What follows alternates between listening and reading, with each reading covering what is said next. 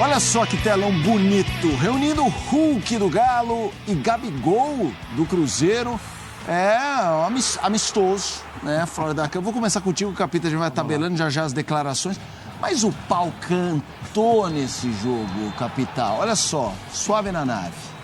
Então, Felipe, eu vou usar essa palavra que você colocou, é a temperatura do jogo, né? Eu gosto dessa temperatura, eu entendo por se tratar de um Cruzeiro e Atlético, eu só acho que não é o momento... Não é a hora, né? Não é o momento para isso, sabe? Porque isso é uma pré-temporada, é um jogo amistoso, onde você tem outras preocupações, né? É dar ritmo de jogo, é soltar um pouco mais essa questão da perna que a gente fala, né? Dos treinos físicos, é você fazer algumas correções dentro do que você imagina, os treinadores, né, o Cuca e o Fernando Diniz, para os seus times. E o que a gente viu, principalmente no primeiro tempo, no segundo tempo também, foram entradas muito violentas, né? Foram discussões de jogadores, rodinhas, né, de discussão, enfim. Então, tudo ao contrário do que um jogo desse significa. Na minha opinião, eu entendo a rivalidade, lógico que sempre será assim, então não vou nem culpar os jogadores, sabe?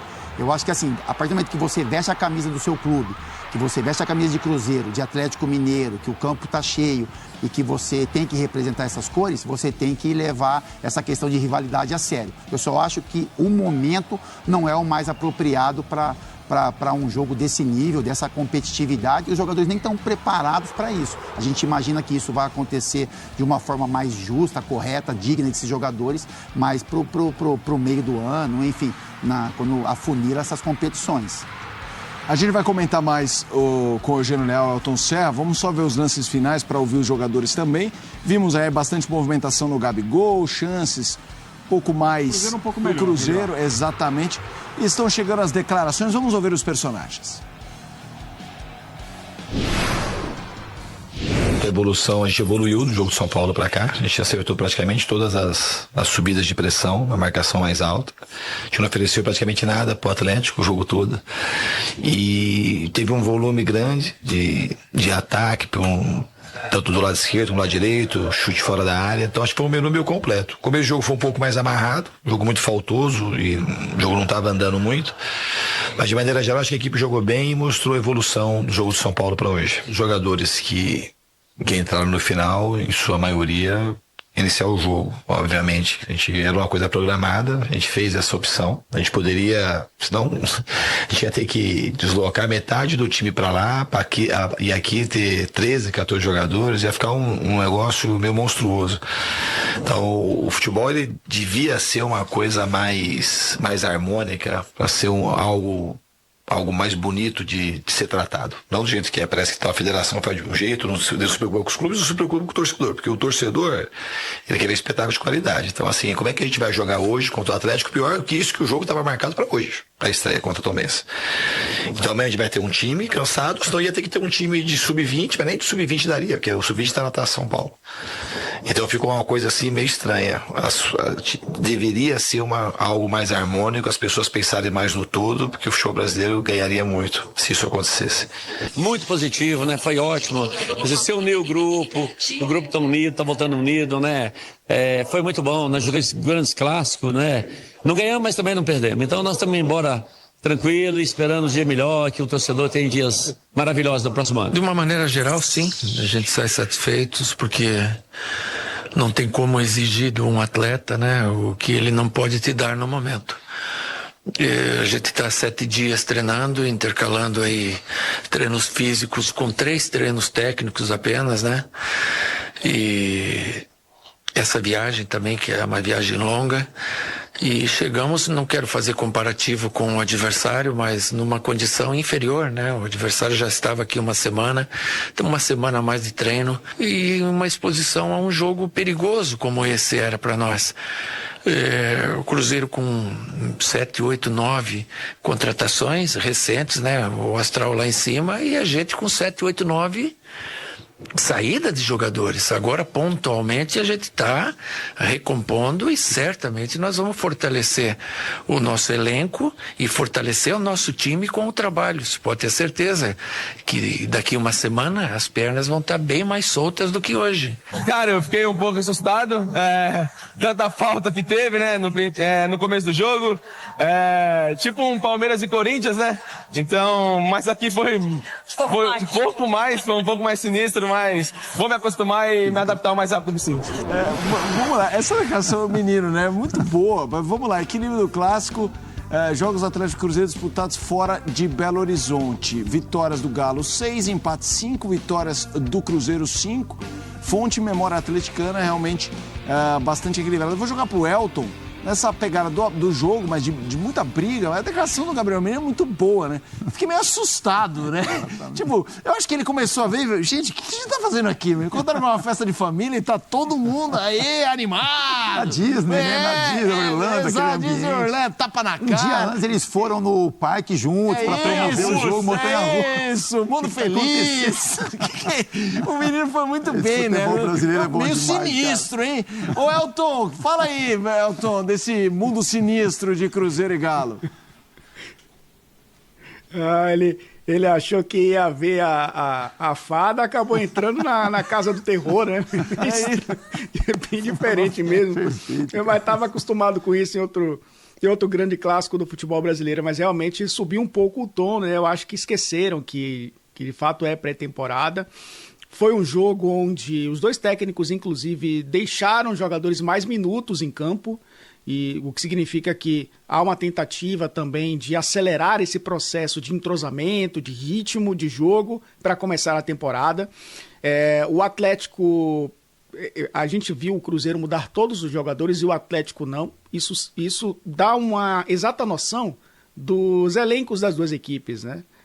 Enquanto o Fernando Diniz tem a possibilidade de trocar o time inteiro e manter a mesma formação, né? Lateral por lateral, zagueiro por zagueiro, volante por volante, mudar o time inteiro e a equipe manter a mesma característica, o Cuca ainda não tem isso. Tanto que alguns jogadores permaneceram até o final. Mas, de fato, foi um jogo que muita gente levou a sério. Tudo bem, né? É um torneio, mas é um torneio amistoso. É o primeiro clássico, o segundo clássico entre Cruzeiro e Atlético fora do Brasil, né? Inclusive um registro importantíssimo que foi o maior público entre clubes brasileiros dos Estados Unidos, né? Um jogo entre brasileiros, superando o jogo do Flamengo do ano passado.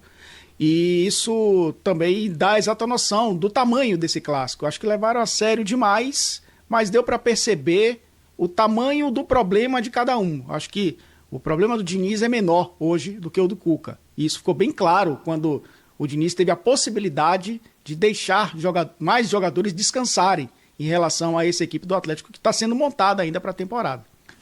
Eugênio. Não, eu ia falar que o Elton disse que os treinadores demoraram mais a mexer nos times, tanto o Diniz quanto o Cuca, para darem mais sequência, para que desenvolvam mais rapidamente o entrosamento e tal. Eu entendi de forma diferente vendo o jogo. Eu entendi o seguinte: eu vou deixar os principais enquanto der, que eu não quero perder o jogo. Enquanto eu tiver condição de botar esses caras para jogar, porque assim, a gente viu o Cruzeiro contra o São Paulo, no intervalo trocou o time inteiro. Ele poderia ter feito isso hoje, mas ele, vou botar o time reserva, o Atlético não tira ninguém, aí vai ficar com o time mais forte que o meu, então eu vou jogar com os... Quando o outro... Você vê que assim, ninguém fez aquelas substituições de início, de trocar vários jogadores. O Pedrinho estava aliviado, né, o presidente, né? Ele estava tipo... A gente tira não dois, perdeu. coloca dois, depois tira mais dois, coloca mais dois, você vai tirando aos poucos, porque você não quer perder a competitividade, você quer manter o melhor possível em campo. E no final a frase também do Pedrinho, ótimo, não ganhamos, mas também não perdemos, então tá bom, tá valendo, e vamos embora. Porque no final das contas, ali acabou virando um jogo que quase valeu 3 pontos. E todo o ambiente favorece a isso. Então, como o Elton trouxe, né, o maior público entre times brasileiros fora do país, né, ou nos Estados Unidos. Amanhã tem Flamengo e São Paulo, não sei se pode superar ou não, mas era um ambiente ali de Mineirão reduzido, porque o estádio é menor, as torcidas ali, aliás, um período com um espaço do estádio de torcida mista, bem legal, mas atrás dos gols ali, de um lado o Atlético, do outro lado o Cruzeiro. Mas eu acho que esse ambiente foi o que exacerbou também o que aconteceu dentro de campo. Porque virou um caldeirão. Então, assim, pensando no negócio, é um negócio, os organizadores acharam ótimo. Vendeu. Sim. Deve ter vendido todos os ingressos, não vendeu todos, vendeu quase todos os ingressos. E aí o que eles querem, e a gente cansou de ver durante muitos anos essas pré-temporadas nos Estados Unidos com estádios pequenos ou estádios vazios e tal.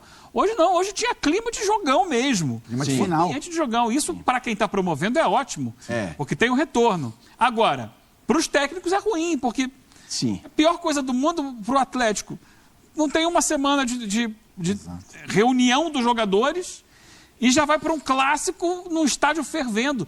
É óbvio que o time não está preparado para isso, ainda não chegaram os reforços. Então eles são obrigados a jogar como se fosse uma final de campeonato no primeiro jogo do ano. Isso atrapalha a preparação. A preparação não deveria ser feita assim. O próprio Diniz reclamou. E Fábio, aí indo para o geral desse confronto, pensando no ano, antes de mostrarmos os melhores momentos, a gente tinha os 2 telões com os escudos e as figuras de Hulk e Gabigol. E a gente está falando de uma rivalidade entre os dois que já existia na época, Gabigol-Flamengo, Hulk-Galo, eles se encontraram em vários confrontos importantes. Vai ser bacana ver essa rivalidade mineira em 2025, hein, Fábio? Ah, sim, são 2 jogadores que chamam muita atenção dentro do campo e fora também, né? Com relação à imprensa, à movimentação de torcedores. Jogadores que têm qualidade, né? Que podem ser protagonistas dos seus clubes. Podem, porque o Hulk já é um dos protagonistas e o Gabigol está chegando agora, né? Meio que com essa função também de assumir essa responsabilidade. Então, são jogadores que vão movimentar bem aí as torcidas e a imprensa, enfim, de Cruzeiro e Atlético. Eu ia falar, Felipe, com relação... Vamos olhar um pouquinho para a parte tática, que também vale a pena a gente falar.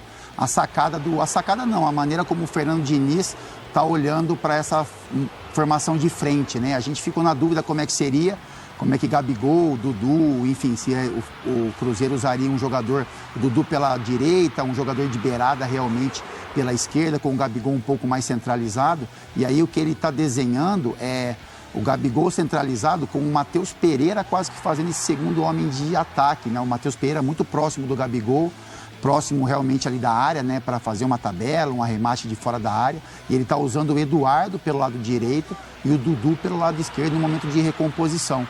Então, enfim, é algo que chama atenção, porque parece que já tem um desenho, né? Isso pode ser mudado com algum jogador que venha a chegar ao Cruzeiro, que eu não acredito que aconteça, porque já falaram que as contratações se encerram, ou se algum outro jogador do elenco vai conseguir brigar por essa... O Caio Jorge, Isso, exatamente. Vai ter um jogador do elenco mesmo que vai buscar espaço, mas essa formatação, com o Eduardo pela direita, Dudu pela esquerda, Gabigol centralizado e o Matheus Pereira fazendo quase essa função de segundo homem ali, mais próximo do Gabigol. É muito semelhante com o que ele fazia no Fluminense durante muito tempo, com Arias pela direita, Keno pela esquerda, Cano e com o Ganso chegando o tempo inteiro. O Ganso seria o Matheus Pereira, o camisa 10, que fica muito perto do centroavante, mas que tem liberdade para se movimentar, vir construir jogada na direita, construir jogada na esquerda, às vezes dar um passo atrás para começar o lance. O Ganso fazia muito isso. E também, no momento sem a bola, não tem tanta pressão. Esse jogador, o 10. Isso. Então, o Matheus não é um jogador de força na recomposição. Então, nesse momento, quem vai ter que se doar mais são os jogadores de lado. O Dudu pela esquerda. E o Eduardo, que eu não sei se é o ideal. Eu acho que a grande dúvida é essa questão. O Eduardo, no Botafogo, jogou por dentro. Jogou como esse segundo atacante ali. Exato. Com o Tiquinho, às vezes sem o Tiquinho, ele jogando até como mais avançado como referência. Eu acho que em algum momento o Eduardo vai ser esse jogador para o lugar do Matheus Pereira. A questão é, quem ocupa o lado direito? Pode ser o Marquinhos. Ex-São Paulo, exatamente, como disse o Elton, que estava no Fluminense e que o Diniz aproveitou mais do que o Mano no Fluminense. Mas a questão é, e o Caio Jorge? O Caio Jorge tem lugar nesse time. E aí, ele vai ficar na reserva do Gabigol? Porque ele é jogador de área.